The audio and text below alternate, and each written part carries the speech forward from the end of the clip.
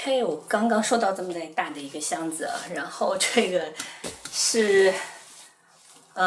从广州寄过来的，首发当天寄到我这边的哈苏的 X2D2 的那套东西。我没想到那么快，然后前天正好是他的首发，然后昨天发出来，今天就到了。那么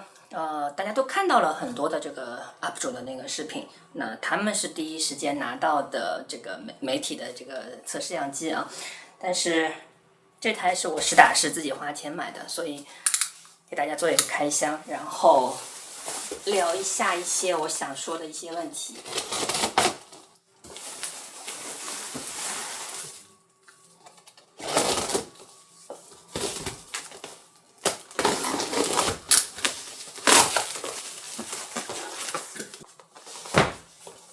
OK， 这个就是机身了，然后身份有一个很好的包裹，哇天，有一个很好的包装。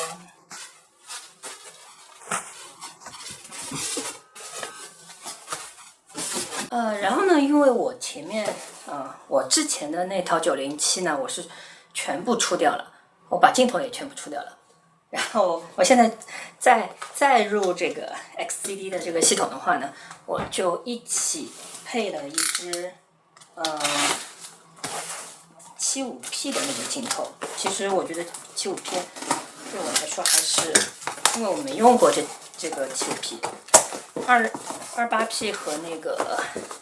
45P 我都用过啊，所以呢我配了一个75P 的这个镜头。然后我们来看一下，哇，包装的真好。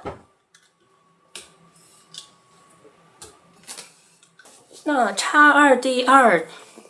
是 X2D 的一个小型的这个升级版本，就像它 X1D2 是 X1D 的小型的一个升级版本。但是呢，我因为没有买过那个 X2D 啊，我上一个版本它出来的时候呢，我就直接入的是907，那么所以呢，我当时还做了一个视频，说我为什么不用 X2D 啊？那我待会儿聊一聊为什么这次我又要用回 X2D 啊。所以呢，里面的包装呢还是这样子哦，都是机身，给大家看一下。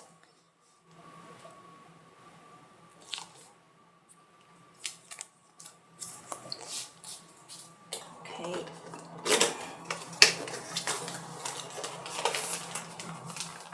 背带，充电线，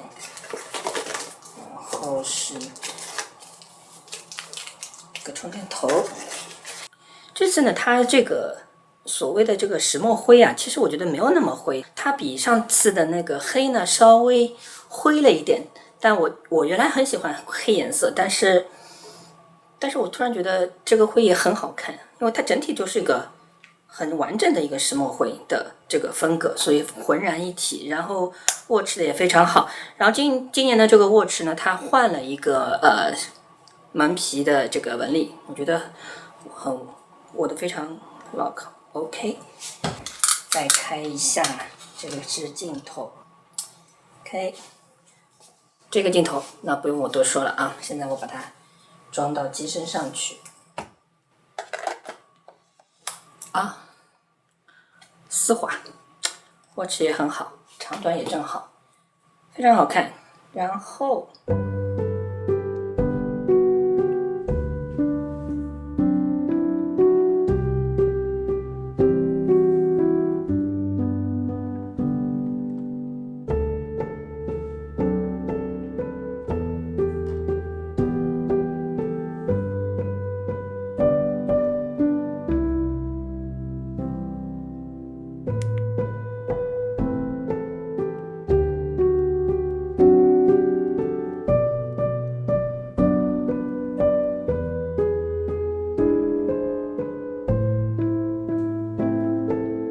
这台相机呢，说起来实际上呢，它和那个 X2D 没有什么大的区别啊，实在是从外观上说呀，从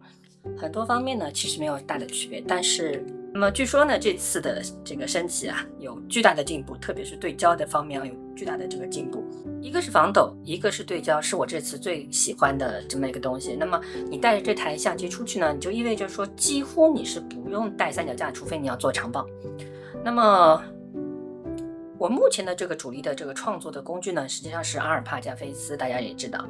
但是呢，阿尔帕加菲斯呢有一个问题是它必须要上架子。那其实在我在城市里拍的时候，有很多地方呢，你刚刚架好，保安就跑过来赶你说这里不能架架子。其实它也没有什么道理，他只是怕出事儿。然后人流密集的地方，市场和商场里面呢，它是不让你架架子的。那么这个时候呢，我的阿尔帕，我的菲斯呢，它就发挥不了作用。然后呢，你就会发现说，阿尔帕其实或者说菲斯，它并不是可以适用于所有的你的这个拍摄的场景。所以呢，为了能够拍到那些不上架子也有超高的画质和能够打动人的这个瞬间的时候呢，那么我突然就会想到说，这支镜头和这个机身实际上是一个很好的一个为我的菲斯阿尔帕系统呢做一个平替的这么一个补充有很多的时候呢，你需要灵活性和机动性，你需要便携，但是同时你又不想放弃